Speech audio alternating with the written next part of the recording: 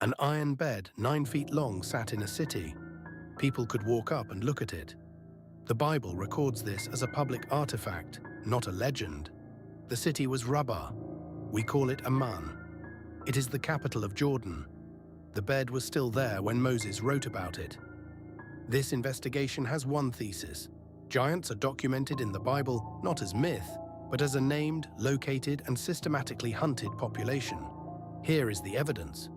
You will learn where they lived, what they were called, how many were killed, and specifically which ones the Bible admits were never found. The flood did not end the giant bloodline. The Bible is explicit about this. The Nephilim appear before the flood. Then named giant clans appear after it. Post-flood, the text names specific clans.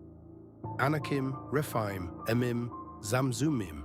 These are not poetic terms, they are ethnic designations with mapped territories. The Anakim were based in Hebron. The city's pre-Israelite name was Kiriath Arba.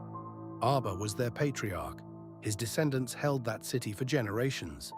When 12 scouts entered Canaan, they came back reporting men so large the scouts felt like grasshoppers beside them. 10 of those 12 scouts were not prone to exaggeration. They were terrified. And then this. The Rephaim had their own king with an iron bed. Not a gold bed, not a silver bed, iron. In 1400 BCE, iron was the rarest and most advanced material on Earth. Og was king of Bashan. His territory covered 60 fortified cities. The Bible lists them by name. Edrei, Ashtaroth. These places exist on maps today. Og's bed measured 9 cubits by 4 cubits. Using the standard cubit, that is approximately 13 feet by 6 feet. The text says it was still in Rabbah at time of writing. The dolmen fields of northern Jordan may be the physical remnant of this population.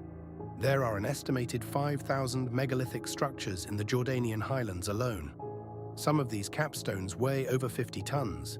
The people who built them have never been conclusively identified. Pre-Israelite, pre-Canaanite. The archaeology calls them anonymous. The Valley of Rephaim appears in the biblical record as a battlefield and as a geographic name. That valley is on the western edge of modern Jerusalem. The name survived for over 3,000 years. Pattern interrupt. The Emim lived in the territory of Moab before the Moabites. The Zamzummim lived in Ammon before the Ammonites. Both are described in the past tense, already extinct, already replaced. Someone wiped them out before Israel ever arrived. The text gives those destroyers a name. It calls them a nation so great, so numerous and so tall that it simply records the giants as already gone. Joshua's campaign against the Anakim is one of the most specific extermination records in the ancient world. It names the targets, it names the cities, it tracks the operation city by city. Joshua swept from the Negev to the hill country. Hebron fell, Debir fell, Anab fell. The text says he cut off the Anakim from the mountains, from Hebron, from Debir, from Anab. And then the record does something unusual. It stops. It does not say all the Anakim were destroyed. It says none remained in the land of Israel. That is a different sentence. The text specifies 3 cities of refuge: Gaza, Gath, Ashdod. The surviving Anakim ran to Philistine territory. The Bible recorded where they went. Gath. 100 years later, a giant named Goliath came from Gath. The connection is explicit.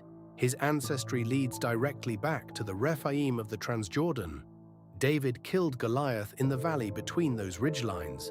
That valley still exists. It is called the Elah Valley. The stream bed is still there.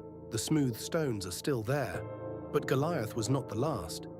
David's army fought 4 more giants after Goliath. The Bible names all 4. It names the soldiers who killed them. It records the physical descriptions. One of David's 4 giants had 6 fingers on each hand and 6 toes on each foot. The text describes this as a physical trait, not a deformity requiring explanation. It is stated as a characteristic. Another one taunted Israel from a battlefield. He was described as a man of great stature, with a spear like a weaver's beam. That phrase appears twice in the Bible for 2 different giants. The 4 killers in David's army are named: Sibbecai, Abishai, Elhanan, Jonathan. These are not legendary heroes. These are military records with unit attribution. After those 4 kills, the giant lineage disappears from the biblical record. The last documented giant death occurred during David's reign, approximately 1000 BCE. But the Bible never says the lineage ended, it says the kills stopped being recorded.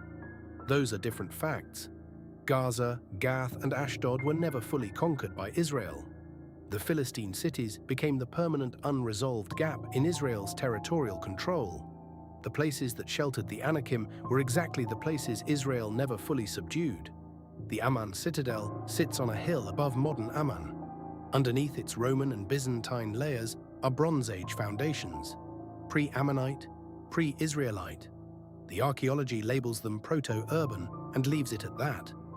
The Dolmen Trail in northern Jordan runs through Madaba and into Gilead. These are the exact territories the Bible assigns to the Rephaim and Zamzummim. The overlap is geographic, not coincidental. The Rephaim were already ancient when Abraham arrived. They fought in a regional war recorded in the Bible approximately 2100 BCE. They appear as established powers, not newcomers. 4 kings attacked 5 kings. The Rephaim were among the targets in that ancient war. Their territory, Ashtaroth Karnim, is a real place. It appears on ancient Egyptian maps. The Egyptian execration texts from approximately 1800 BCE list the enemies of Egypt. Among them are rulers of a place in Canaan described as being of extraordinary stature. Egypt was tracking them too. Joshua's campaign eliminated them from the highlands. David's soldiers eliminated them from the lowlands. But no military operation was ever recorded in the Philistine coastal cities. 3 cities, Gaza, Gath, Ashdod. The Bible places surviving Anakim there after Joshua's campaign. None of those cities received a documented giant clearing operation. The record simply ends. The last giant in the Bible is killed in Gath by a man named Jonathan. And then silence, 3,000 years of silence on what happened to the ones in Gaza and Ashdod. The Bible does not close the file on the Anakim, it closes the military record.